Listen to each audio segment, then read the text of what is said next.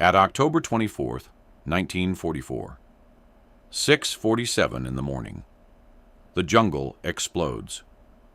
Corporal James T. Harrington, 7th Infantry Division, U.S. Army, is pressed flat against a rotting log on Leyte, Philippines, October 24th, 1944. And there are 2 rounds left in his M1 Garand. 2 rounds. And the position he has been ordered to capture is still 40 meters ahead, behind 2 layers of log-reinforced bunkers, 4 Nambu light machine guns, and an estimated 60 Imperial Japanese Army soldiers who have held this ridge for 11 days without being moved by anything America has thrown at them. He is alone. He should not be alone. 45 minutes ago, he had a squad. He had radio contact. He had a plan. All 3 are gone now, shattered by intelligence that was wrong in every direction that mattered. And the ridge above him is called Hill 380 on the American maps. The Japanese soldiers defending it call it something else.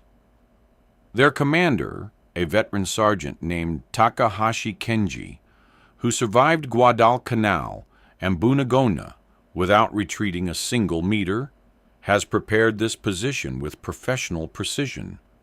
3 interlocking fields of fire. No dead ground. Reinforced overnight with 15 additional riflemen and a second Type 92 heavy machine gun that no American scout had reported.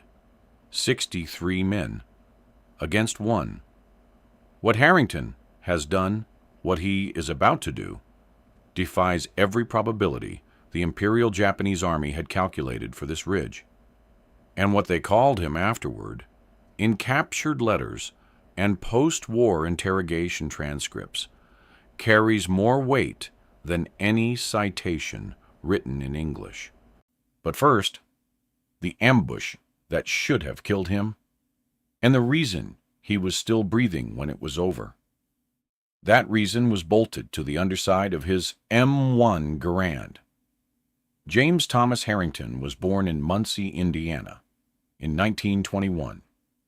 His father ran a hardware store. His mother taught piano lessons to neighborhood children in the front parlor. He was the second of 4 children. Unremarkable by most measures. An average student, a decent outfielder in summer sand lot baseball.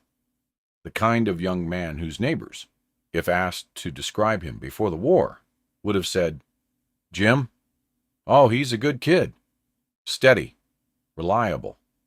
Nothing flashy about him."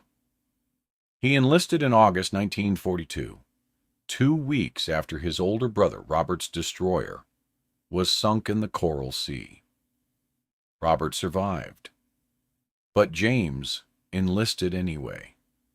Not from grief, his mother always said later, but from something quieter and harder to name. In basic training at Camp Roberts, California, his instructors noted one thing about Harrington that stood apart from the rest of his cohort. He was constitutionally incapable of leaving a problem unfinished. It made him a slow learner in some drills. In others, it made him dangerous. His rifle qualifications score placed him in the top 4% of his training cycle.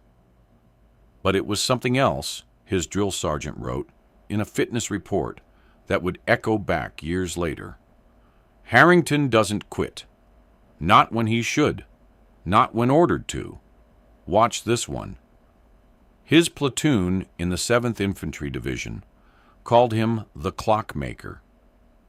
Not because he was precise, though he was, but because once he started working on something, you couldn't stop him until it was finished.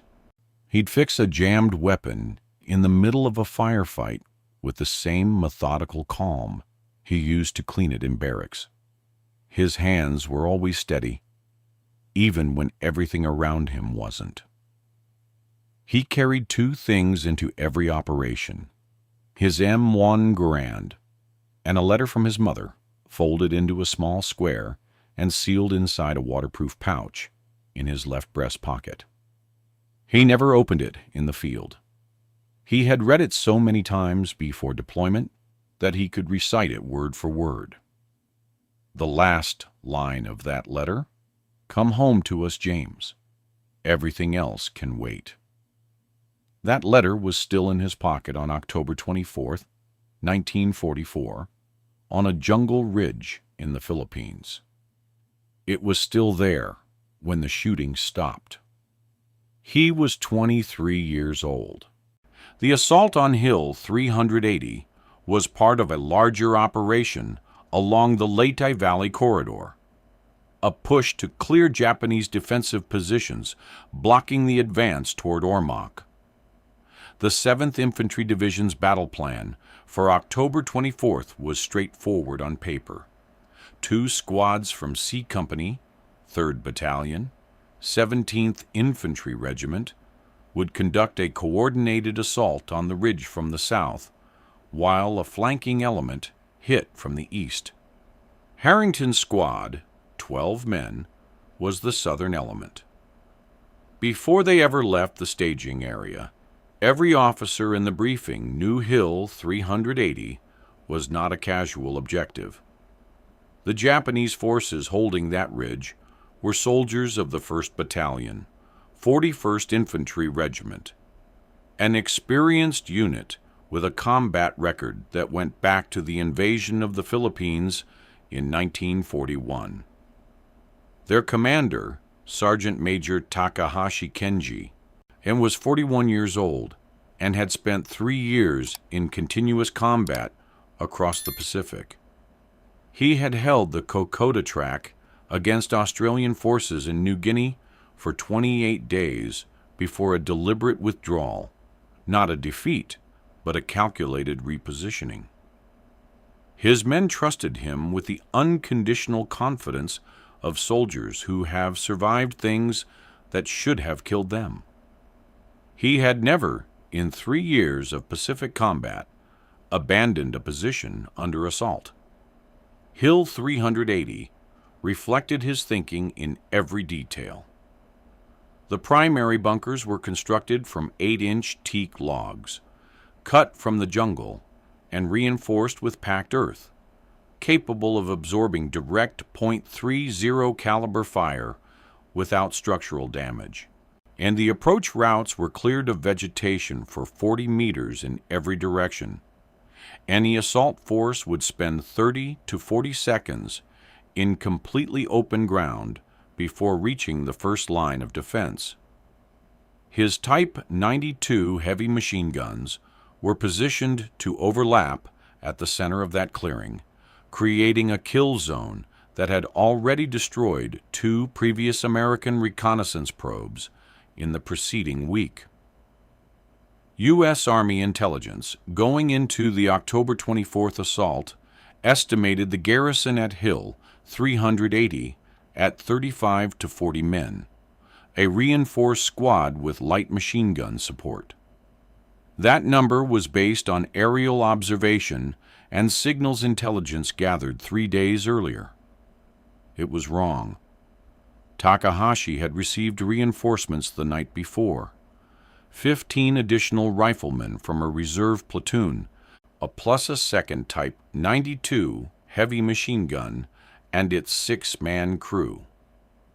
His actual strength on the morning of October 24th was 63 combat veterans, 4 light Nambu machine guns, 2 Type 92 heavies, and a network of prepared fighting positions that his men had been improving for 11 days. The plan hit reality at 0647 hours, approximately 4 minutes after Harrington's squad entered the cleared killing ground south of the ridge. The eastern flanking element, the unit that was supposed to draw Takahashi's attention and fix his defensive fires, had not made it to their start position. A Japanese patrol had made contact with them 40 minutes earlier in the jungle. They were engaged. They were not coming. No one had radioed Harrington's squad to tell them. The first burst from the Type 92 killed Private First Class Eldon Marsh and Corporal Davis in the first 2 seconds of contact. The second burst wounded 3 more men before the squad even hit the ground. The radio operator, Private Kowalski, took a round through the AN/PRC-6 handset strapped to his back. The radio was destroyed before a single transmission could get through to command. Then the new orders came, not over radio, but through Sergeant First Class Wheeler, who crawled across the ground to Harrington's position and grabbed him by the collar. "We're pulling back." Command issued a general withdrawal from the southern approach, pending air support. "We fall back now." Wheeler was right. The order was correct. Every calculation said, fall back, wait for air support, reorganize, try again with better intelligence tomorrow. Harrington looked at the ridge. He counted the distance in his head, 40 meters. He looked at the 4 men still alive and functional behind him. He thought about air support and tomorrow, while Takahashi's men settled back into their positions. He told Wheeler to take the wounded. He told him he was going forward.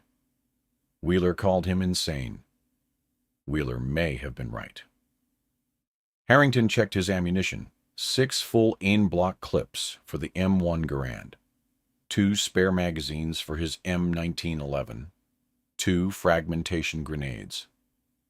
He checked the device bolted beneath the barrel of his Garand, a T3 rifle grenade launcher, the experimental attachment that had been issued to his squad the week before for field testing.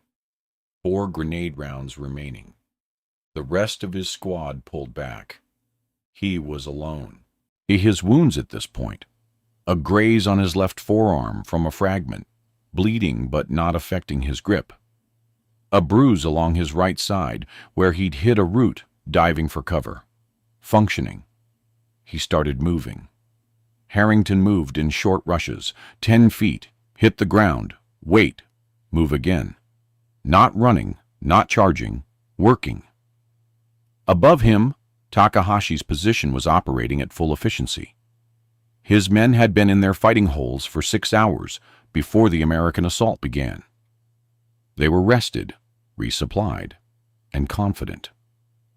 In 3 years of Pacific combat, Sergeant Major Takahashi had watched his position absorb 2 reconnaissance and force probes and 1 full platoon assault without yielding a meter.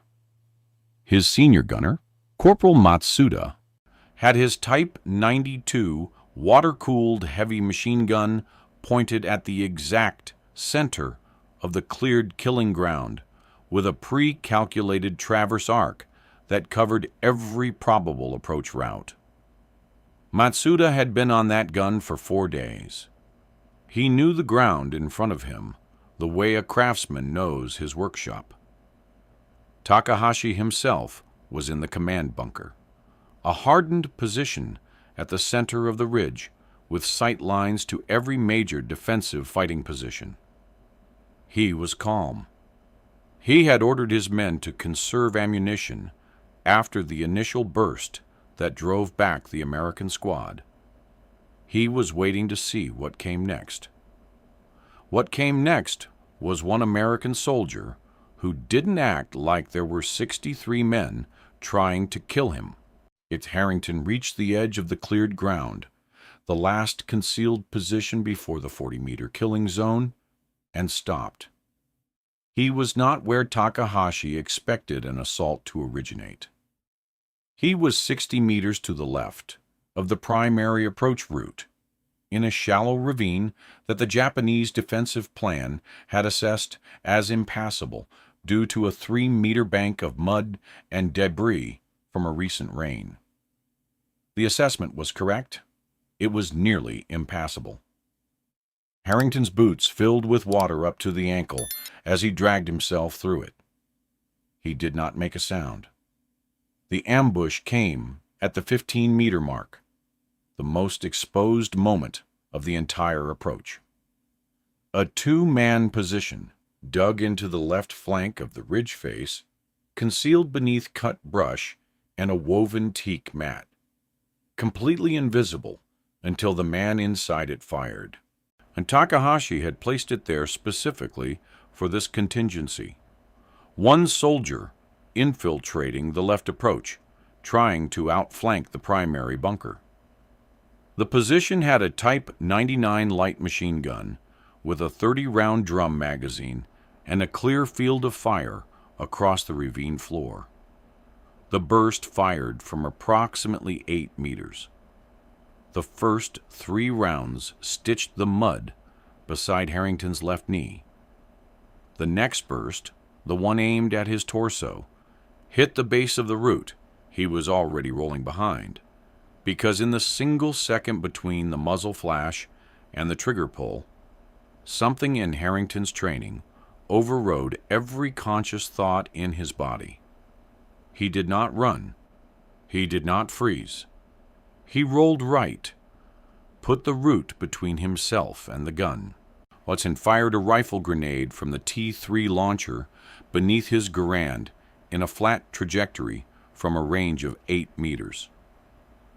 The T3 grenade launcher, developed from the M7 series, firing an M9A1 anti-tank grenade adapted for bunker use, was not designed for 8-meter engagements. At that range, against an unprotected position, the effect was total. The ambush position ceased to exist in 1.3 seconds. Harrington's ears were ringing so hard he couldn't hear the shouts from the ridge above. His hands were shaking. He pressed them flat against the wet earth just to make them still. He had 3 grenade rounds left, 5 en-bloc clips for the Garand, both grenades. He got up and kept moving. What he did in the next 90 seconds made no tactical sense to anyone observing from the Japanese position above. Until you understand what he had already seen, what no one else on that battlefield could see from that angle, at that elevation, that completely changed everything about how you take a fortified ridge from one man. The first crack appeared in Takahashi's command structure at 07:03 hours, approximately 16 minutes after Harrington entered the killing ground alone. Corporal Matsuda traversed his Type 92 toward the explosion on the left flank and called out to Takahashi over the position's field telephone. How many Americans were in the ravine? Takahashi said the flanking element had been no more than 2 or 3 scouts. They were dealt with. But Matsuda was reporting that the ambush position wasn't responding, and someone was still moving in the ravine. He could hear footsteps in the mud. One set of footsteps. One man. Then Takahashi picked up his field glasses. He scanned the ravine and the approach routes. He could see his men in their positions. Corporal Yamaguchi's section on the eastern berm, the reserve squad at the rear supply point.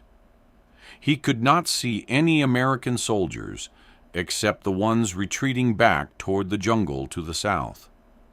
But the ambush position on the left flank wasn't responding. How many?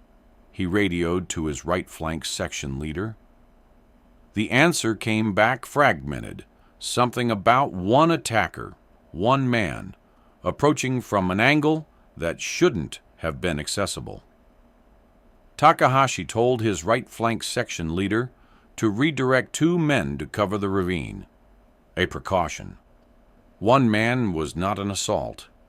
He was wrong about what 1 man could be. Harrington reached the base of the ridge wall at 07:06. Then he was below the sight line of every firing position on the ridge, a dead zone approximately 3 meters wide running along the base of the earthen bank. Takahashi's engineers had not accounted for it because in a standard assault, no attacker would survive long enough to reach the base of the wall. The cleared killing ground was supposed to prevent it. Harrington had not come through the killing ground. He had come through the impassable ravine. He moved along the base of the wall, low, deliberate, counting the firing ports of the bunker above him by the sound of the men inside. 2 men.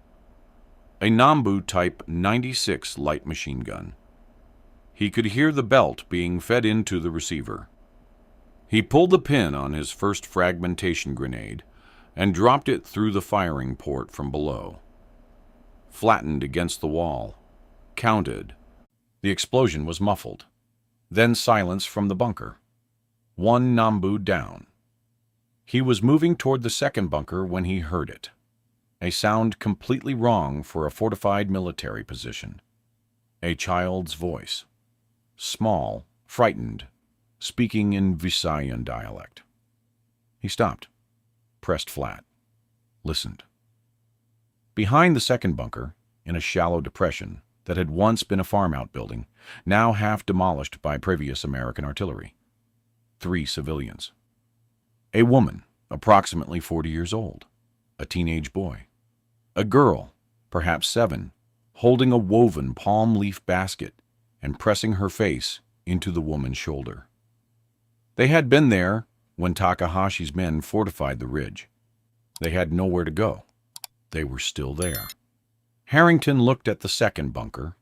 He looked at the civilians 8 meters behind it, in a direct line from the firing port.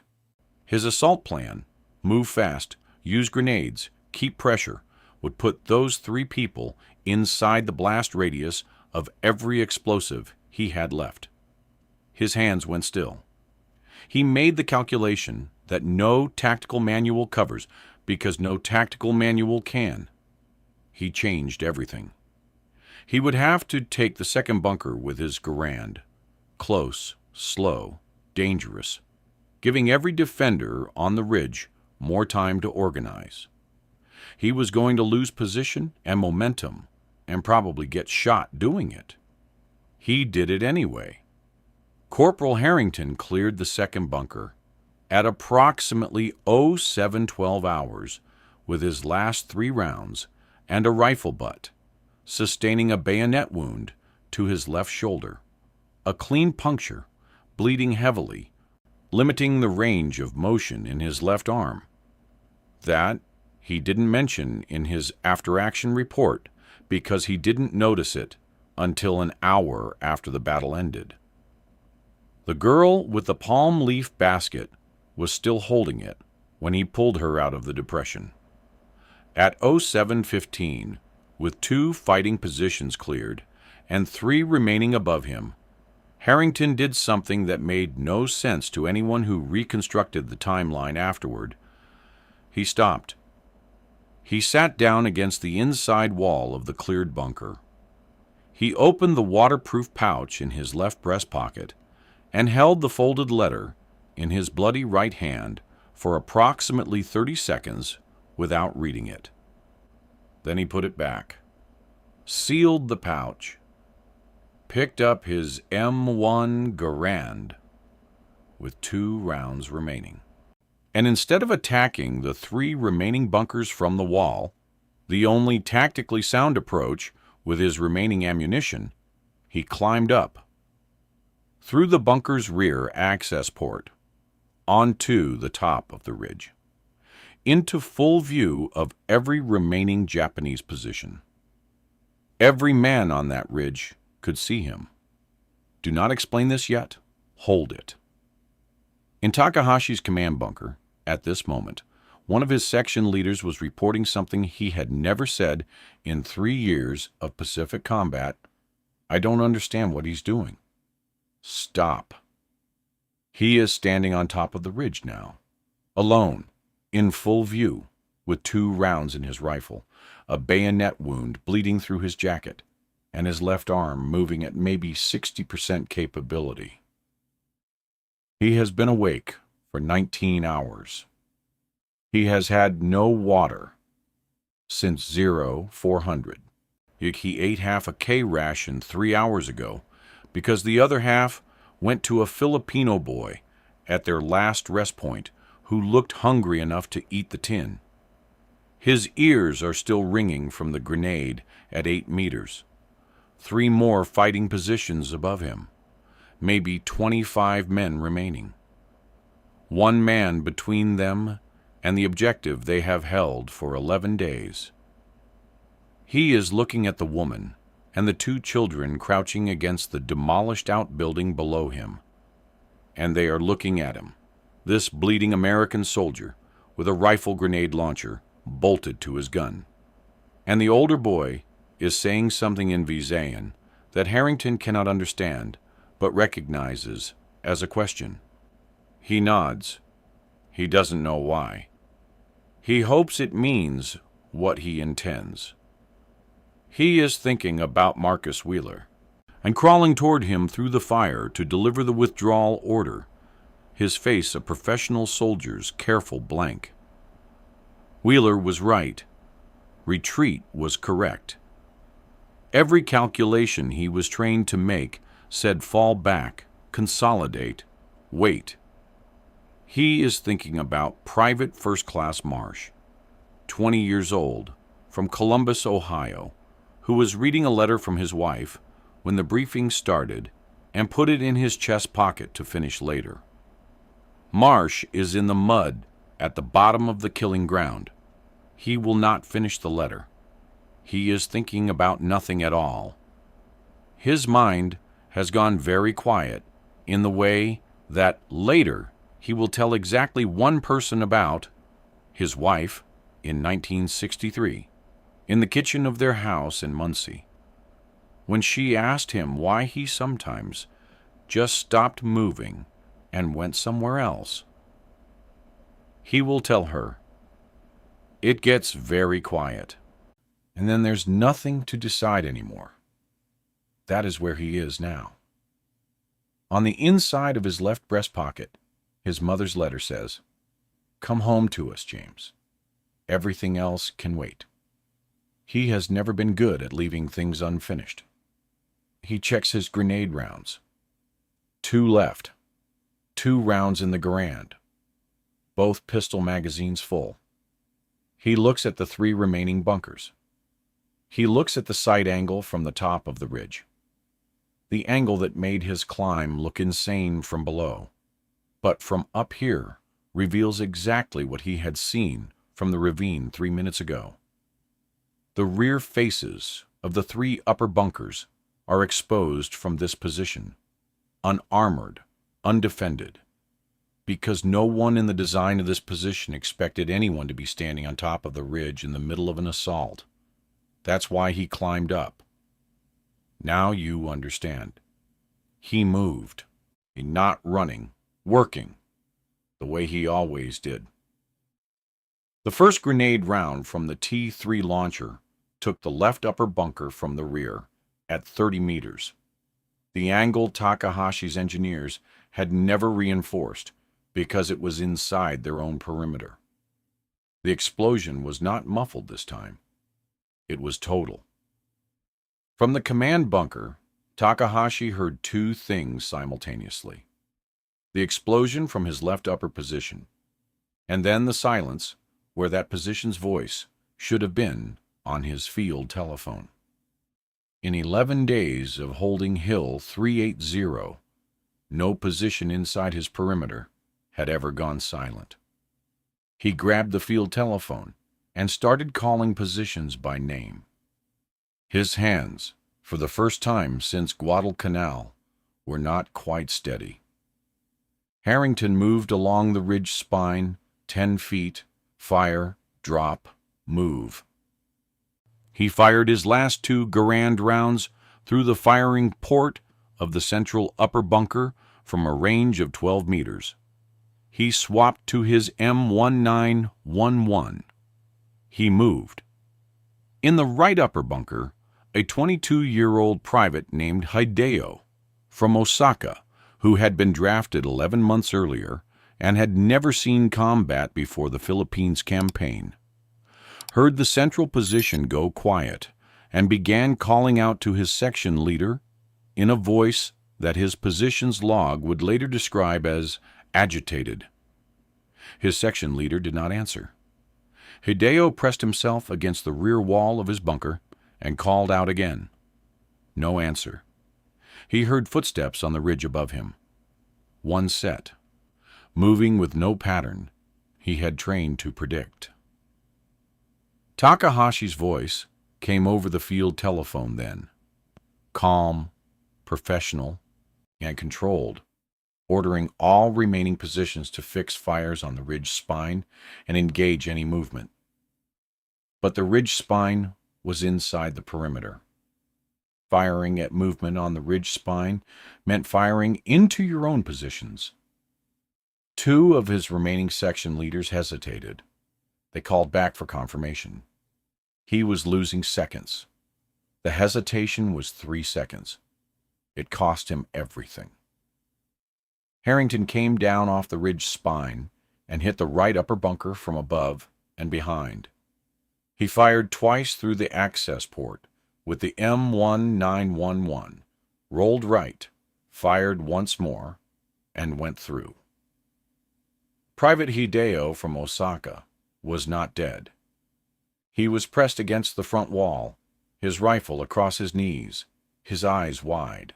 He was 19 when he was drafted, and 20 when he arrived in the Philippines, and 20 when Harrington came through the rear of his bunker on a ridge in Leyte. And what he did in that moment, what he chose, was put his rifle on the floor. Harrington looked at him for 2 seconds. Then Harrington went past him toward the command bunker. Takahashi heard him coming. He could hear it. One set of footsteps, unhurried, moving through positions that had held for 11 days as though they were simply rooms being cleared. His remaining men were no longer a unit. They were individuals in holes, each one calling out to positions that didn't answer, each one unable to count how many Americans were inside the perimeter because there was no good answer to that question. One. It was one. And they could not explain what that meant. Takahashi stepped out of the command bunker. He was carrying his officer's pistol. He looked at Harrington, bleeding from the shoulder, covered in mud to the collarbone, one hand around the receiver of an M1 Garand fitted with a device Takahashi had never seen on any American weapon before. The sergeant major raised his pistol, held it steady for 1 full second. Then he lowered it, placed it on the ground, took 2 steps back. Harrington's M1911 had been on him the entire time. Neither man spoke. The last shot on Hill 380 had been fired. The objective was taken. 1 sentence of silence.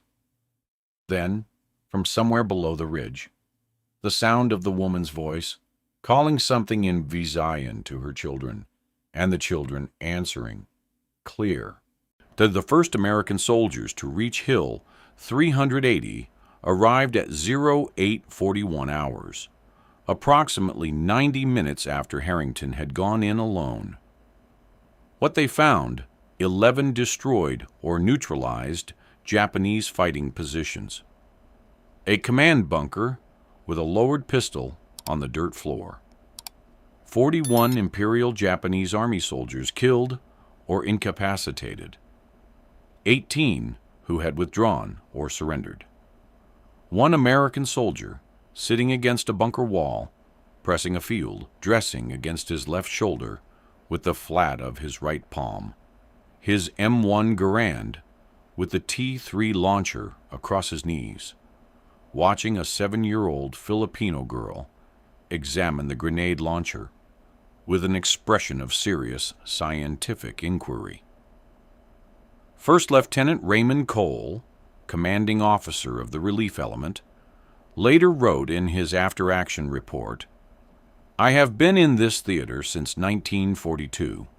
I have never seen anything that prepared me for what I saw on that ridge." The enemy testimony began arriving within days. In a prisoner of war processing facility near Tacloban, a captured Japanese corporal from the Hill 380 Garrison, Nakamura Yoshio, 41st Infantry, who had been the right flank section reserve, was asked by his American interrogator a straightforward question. How many U.S. soldiers attacked the ridge that morning? He paused for a long time, long enough that the interpreter looked up from his notes.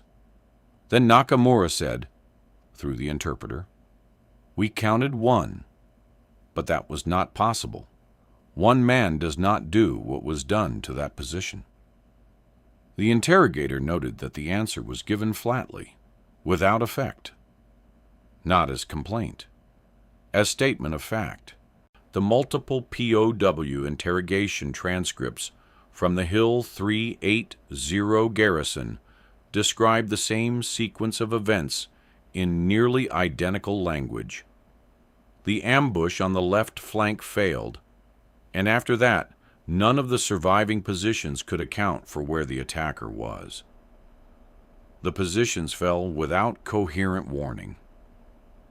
"We would hear a sound," Corporal Nakamura said, "and then the position would stop responding. We could not build a picture. We could not locate him because he did not attack the way we had prepared for." What the transcripts convey more than tactical detail is something quieter and harder to document: the progressive dissolution of confidence in men who had been confident for 3 years. The 41st Infantry's garrison on Hill 380 had survived 2 previous American probes that month.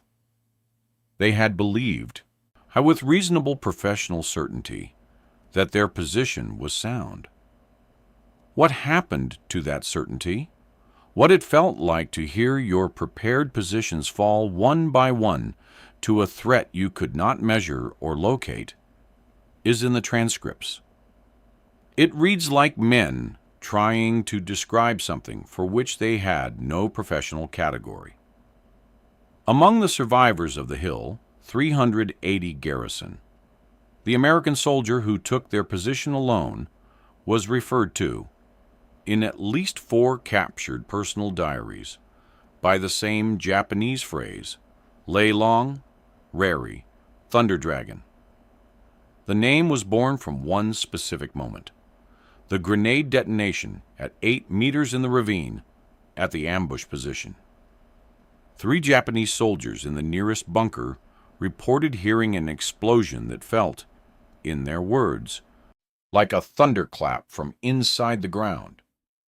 Then one man walked out of that explosion and kept coming. Thunder Dragon. For a man who absorbed what should have been a kill shot from an ambush they designed themselves and kept moving.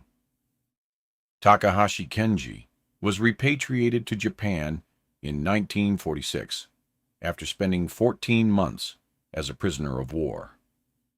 In a 1954 interview conducted by a Japanese military historian documenting the Philippine campaign, he was asked about the fall of Hill 380, a position he had held for 11 days against everything the 7th Infantry Division could direct at it. He described the morning of October 24th, methodically, professionally, without evasion.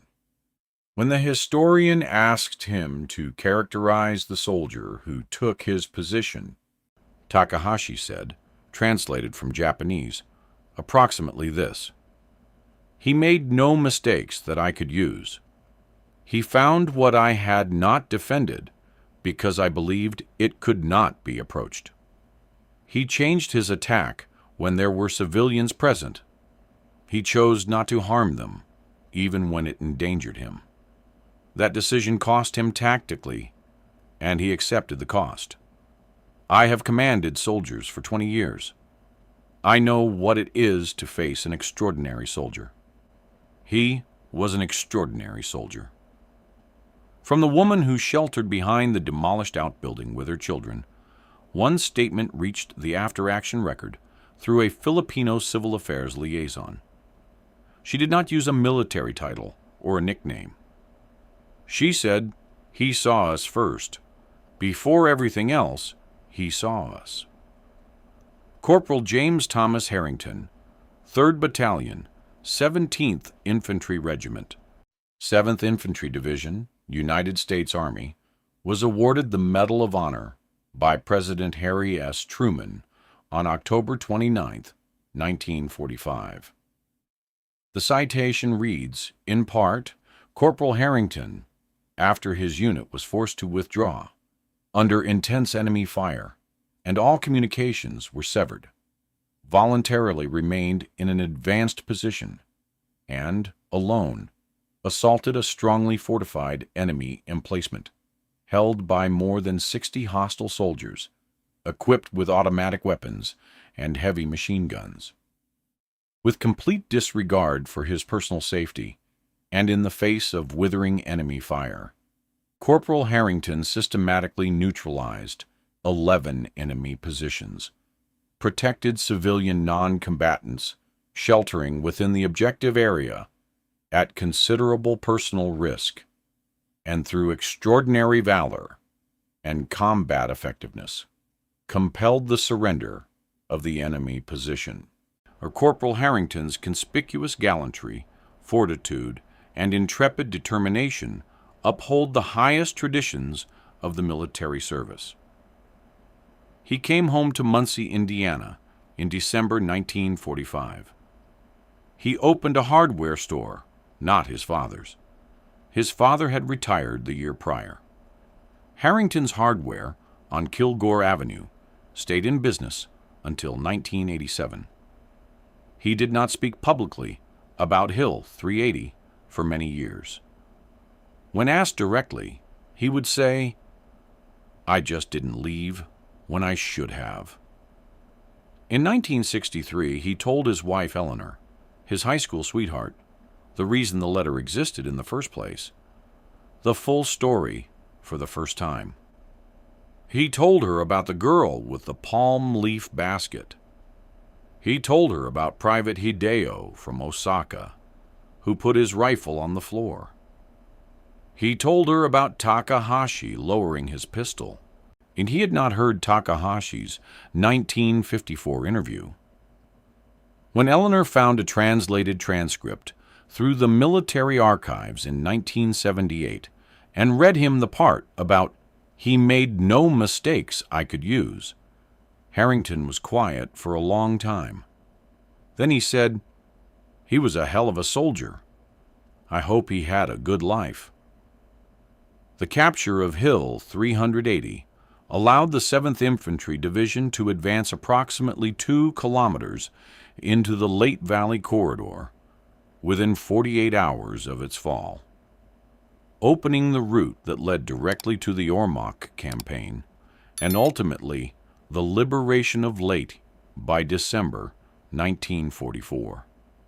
Military historians credit the clearing of that ridge section with saving an estimated 200 additional American casualties that would have resulted from a prolonged siege of the position. 1 man, 11 positions, 63 defenders, on 200 lives downstream. The mathematics of one extraordinary day. Don't summarize. You lived through it. Think about what happened to James Harrington on that ridge. He was given intelligence that was wrong in every direction that mattered. He received orders that were correct, prudent, reasonable, sane, and he ignored them because he was already inside something that couldn't be unwound. His unit disappeared around him through no fault of his own. He was ambushed by a trap designed specifically to kill someone doing exactly what he was doing. He found civilians where he expected only enemies, and he changed everything to protect them. And it cost him a wound and time and position and ammunition that he could not afford to give, and the men who tried hardest to stop him. professional soldiers who had held that position for 11 days, who had repelled everything America sent at them, who had no reason to say anything gracious about the enemy who defeated them, gave him a name, Thunder Dragon. Not because they were weak, because he was something their training and experience had never prepared them for. There is no category in any military manual for a man who absorbs an ambush at 8 meters and stands back up. There is no tactical doctrine for an attacker who changes his assault plan in the middle of a firefight to protect children he has no obligation to protect. There is no defense prepared for a man who climbs onto the top of your fortified ridge alone, in full view, because he has already seen the one angle you never defended. If you have worn a uniform, if you have been in a position where everything collapsed and the order was retreat, and you looked at an objective you were not supposed to reach alone, you know something about that quiet that Harrington described to his wife. When there is nothing left to decide. When the mission is simply the mission. If you have never worn a uniform, understand this. James Harrington was not born extraordinary. He was born steady. He was born the kind of man who doesn't leave things unfinished. The war did not create him. It simply created conditions where what he already was became visible. The letter from his mother was still in his breast pocket when he sat down against that bunker wall and watched a 7-year-old girl examine his grenade launcher. "Come home to us, James. Everything else can wait." He did. See, he came home. He opened a hardware store. He had children and grandchildren, and he fixed things for 40 years because he was constitutionally incapable of leaving a problem unfinished. He outlived Takahashi Kenji by 3 years, though he never knew it. They never met again after that ridge. In the end, what a man's enemies say about him, when they have lost and have no reason to lie, and years have passed, and there is nothing left to gain from anything but the truth, is the measure that cuts cleanest. He made no mistakes I could use. That is what it means to be a soldier. If this story moved you, share it with someone who needs to hear it today. Subscribe so you never miss these forgotten stories of extraordinary American courage. Who should we tell next? Drop their name in the comments.